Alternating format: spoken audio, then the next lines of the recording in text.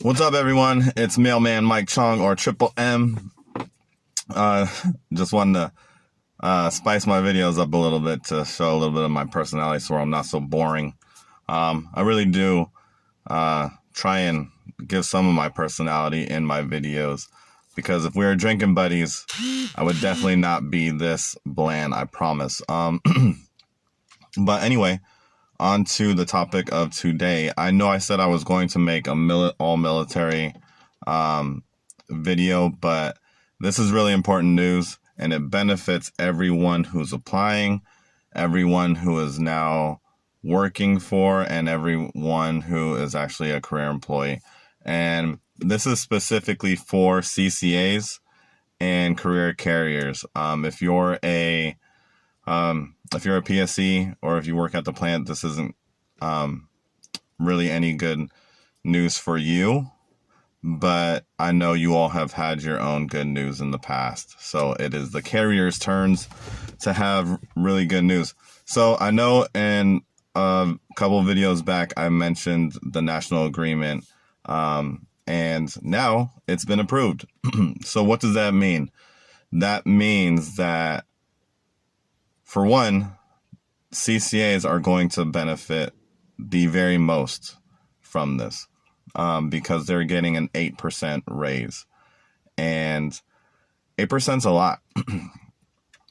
The CCAs that are going to benefit the most are going to be the ones that have been hired closer to the effective date of this contract, which is September of 2019. So the closer you are to being hired the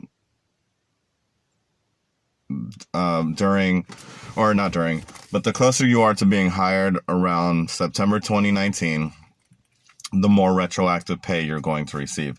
And you are going to be receiving retroactive pay. And what I mean by retroactive pay is, because this agreement is effective September 2019, they're going to basically go all the way back to that time and effectively put in what you were supposed to be getting paid. And they're going to collect all of your hours that you've done from then until now, and they're going to retroactively pay you all of that money back, which is a really good thing, especially for CCAs. So if you were hired a month ago, you're not going to get paid as much, unfortunately. But if you were hired October 2019, you're going to be getting some money. Regular city carriers are not going to be getting as much of a career carriers, I should say, aren't going to be receiving as much of a pay raise. We are going to receive 4%, which is still a lot, which is still really good. We're still going to get retroactive pay as well.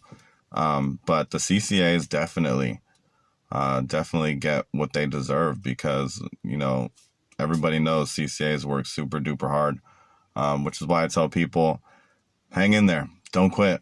Like JH says, stay below the radar. Stay below the radar your first 90 days, your 120 days. Stay below the radar forever if you possibly can. Don't make ripples. Don't keep the waters calm. I forget how JH put that, but don't make ripples, all right? Don't quit. Another cool thing is, in 24 months, CCAs will be converted to PTFs, which are career employees. And that's also a really good thing, because they didn't have that when I first started. So now you're not going to be waiting 3 years. You're not going to be waiting 4 years. You're not going to be waiting 6 years. You are going to be made a career employee at 2 years, which you'll start to get your benefits and everything, your career and benefits.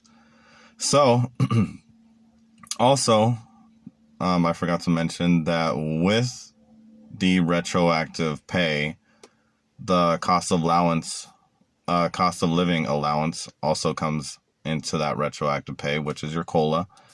And that's going to be calculated into your retroactive pay.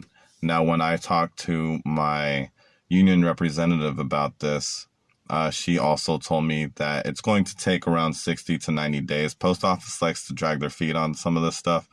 But to pay everyone out, it's more than likely what she said, going to take around 60 to 90 days. So I would keep looking in your paychecks, keep paying attention to them, a couple months out from now, because you're probably going to actually get paid. Surprising, you're probably going to forget about this, and one of your paychecks is going to be really big, and you're going to be like, oh my God, well, that was it. So I'm trying to think if there was anything else. There is other things in the ratification.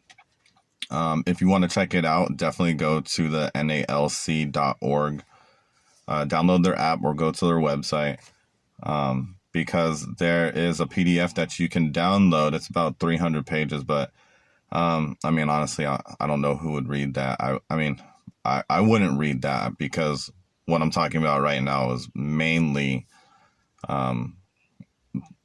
things that people want to hear. Of course, in that some of the things are going to stay the same to the other contracts. Some of the things are going to be different. I briefly read over some of the things in that PDF, which they go into like filing grievances and things like that. A lot of it is to me, is like filler, like filler information, like why people file grievances and stuff like that. But if you want to check it out, it's there. Anyway, not to discount all the veterans, but I just thought that this was a lot more important, especially if you're a CCA, or if you're planning on, applying for a CCA position, or if you're a CCA now and you're about to become a career carrier. Unfortunately, I did talk to my union representative, and she says that the rural carriers are under a different contract. So if you're a rural carrier or a RCA, this isn't going to affect you, I don't think, from what she said. I like to believe that we are like one and the same. I do know they have different contracts. Their way of carrying is way different from us. So it also doesn't surprise me that they're under a different agreement. But anyway, enough of my rambling. So anyway, you all have a great rest of the day. Triple M. If you want to contact me or shoot me an email or ask me any questions, I'm at MailmanMikeChong on Instagram and MailmanMikeChong@gmail.com. I appreciate all of your likes and all your comments, all the views. I really do appreciate it. And thanks for watching. Until next time, later.